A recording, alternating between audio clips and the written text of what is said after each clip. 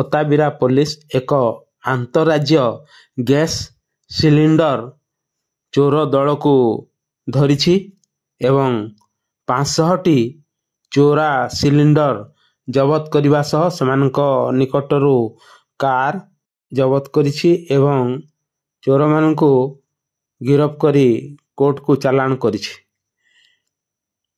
ଅତାବିରା ଥାନା ଅନତି ଦୂରରେ ଥିବା ଏକ ଗ୍ୟାସ୍ ସିଲିଣ୍ଡର ଦୋକାନରୁ 185ଟି ଗ୍ୟାସ୍ ସିଲିଣ୍ଡର ଚୋରି ହୋଇଥିବା ନେଇ ମାଲିକ ସିଦ୍ଧାର୍ଥ ଶଙ୍କର ପଣ୍ଡା ଓରଫ ମଣ୍ଟୁ ପୋଲିସରେ ଅଭିଯୋଗ କରିଥିଲେ।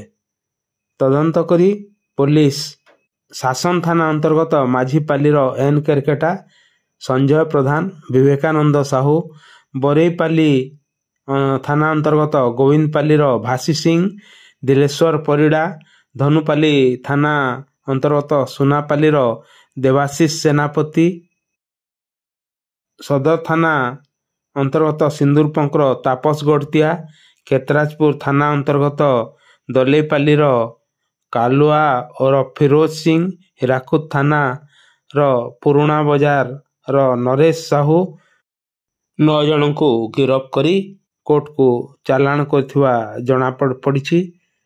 ଏ ସମ୍ପର୍କରେ ଥାନା ଆଇଆଇସି ସୁକୁମାର ତ୍ରିପାଠୀ କହିଛନ୍ତି, ଏମାନେ ଆନ୍ତଃରାଜ୍ୟ ଲୁଟେରା ଦଳ, ସେମାନଙ୍କୁ କୋର୍ଟ ଚାଲାଣ କରାଯାଇଛି।